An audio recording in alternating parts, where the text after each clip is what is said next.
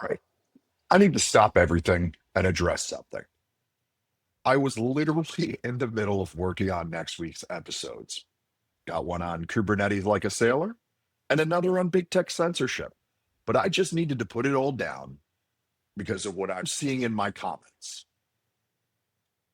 I'm Scott Houghton, and this is a special release of Faith, Freedom, and Tech. We need to have a real conversation about something that's been building up in conservative circles. And as Christians, we need to address this head on. Let me bring the receipts because that's what we do here. On my recent Instagram post about Florida's Operation One Way Ticket, I got multiple comments saying, and I'll quote one, they need to go after the Muslims, but I think they are scared of them. Two separate people, same sentiment. And I'm seeing this kind of rhetoric everywhere in conservative spaces. Look, I get it. I understand where this comes from. We're watching Europe fall apart. We're seeing what's happening in Dearborn, Michigan. We know all about Minneapolis. The threat of radical Islamic terrorism is real. I'm not going to stand here and pretend it's not. But we need to be precise with our words. And more importantly, we need to be biblical in our approach. Let me take you to Romans chapter 4, verse 16. Abraham is the father of us all, Jews, Christians, and Muslims. We all trace our faith back to Abraham. We're talking about the children of Abraham here. Galatians chapter 4, verse 22 tells us Abraham had two sons, Isaac and Ishmael, both blessed by God, both part of the story. Now, before you think I've gone soft, let me be crystal clear about something. During my time in the Navy, when we were operating in the Middle East and off the coast of Africa, I served alongside Muslim allies.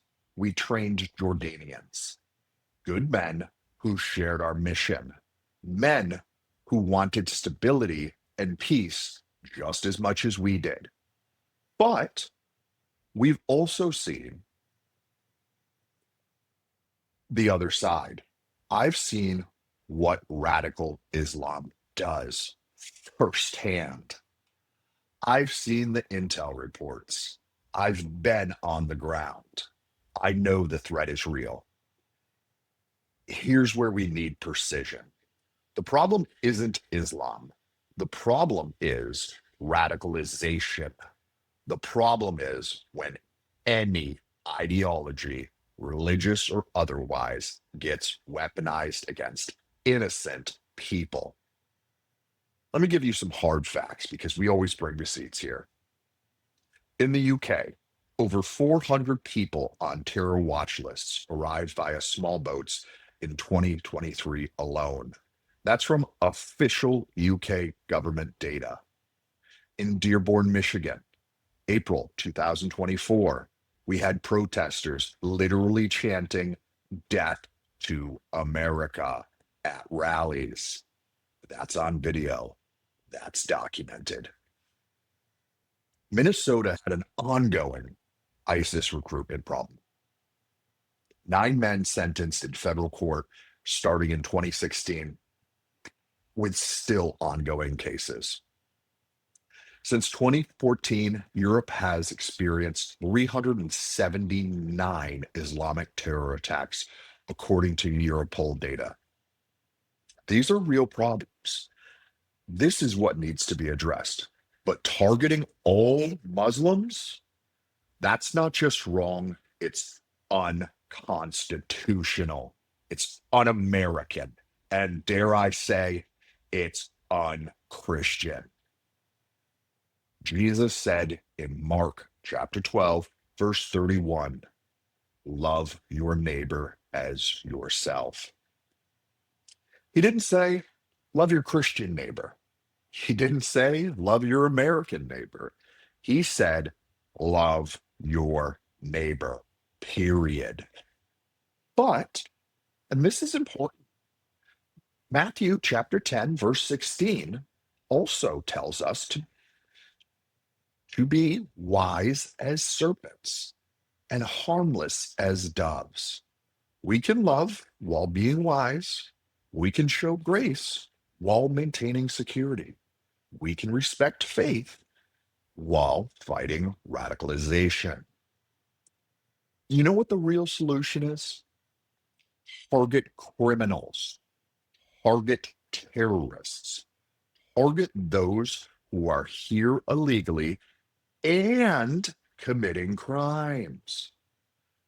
Target radical networks that are recruiting and radicalizing. But targeting someone just because they pray to Allah 5 times a day, that's not conservatism. That's religious persecution. And let me tell you something else. From a purely strategic standpoint, alienating all Muslims is idiotic. You know who hates radical Islamic terrorists more than anyone? Peaceful Muslims. They're the ones whose faith get hijacked. They're the ones who face backlash every time some radical commits an attack. They're often the first victims of extremism. I've met Muslim families who fled places like Syria and Iraq specifically to escape radical Islam.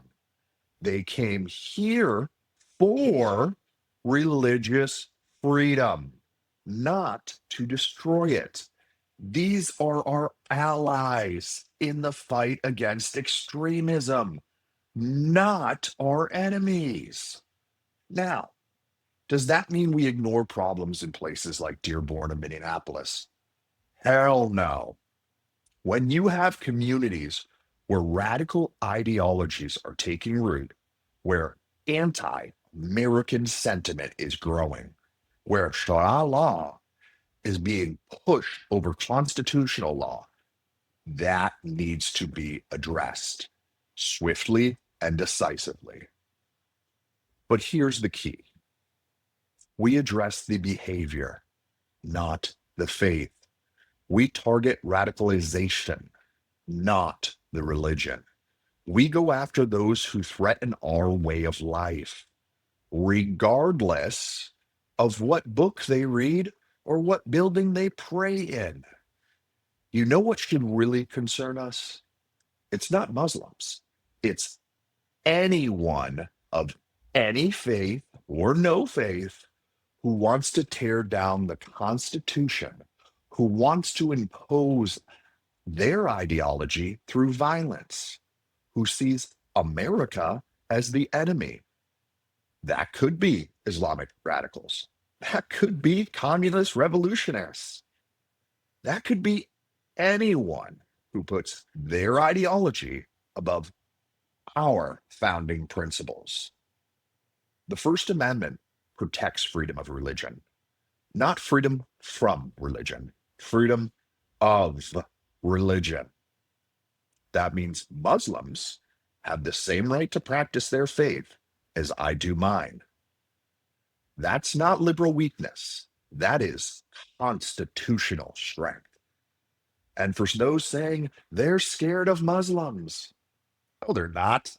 Law enforcement goes after radical Islamic terrorists every single day. The FBI has foiled dozens of plots. Local law enforcement monitors radical mosques. The difference is they do it legally, with warrants, with cause, following the Constitution. What they can't do and what they shouldn't do is round up people based solely on their religion. That's not law enforcement. That's tyranny. And if we support that for Muslims today, what's to stop them from doing it to Christians tomorrow?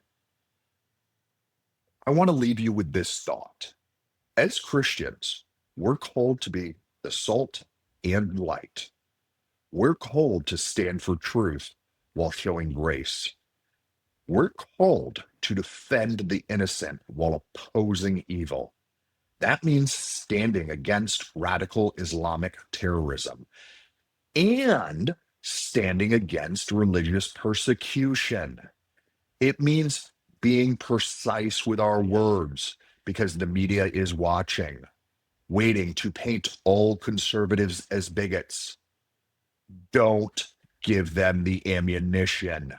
Be smart, be strategic, be biblical, target the radicals, protect the peaceful, defend the Constitution, love your neighbor. That's how we win this fight. Look, I know this episode isn't what you expected today, but when I see my fellow conservatives and Christians going down a dangerous path, I can't stay silent. I stayed silent on many things for far too long. That's why we're here now. We're better than this. We're smarter than this. And we're called to do more than this. Next week, we'll be getting back to our regular scheduled programming. Going to teach you about Kubernetes orchestration with military precision. We're going to expose big tech censorship with receipts. But today, we need to have this conversation.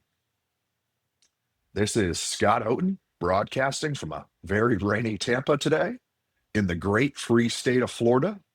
This has been a special edition of Faith, Freedom, and Tech. Until next time, keep building, keep believing, and keep standing for what's right.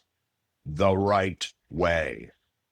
God bless, and remember, precision matters, truth matters, and our witness matters.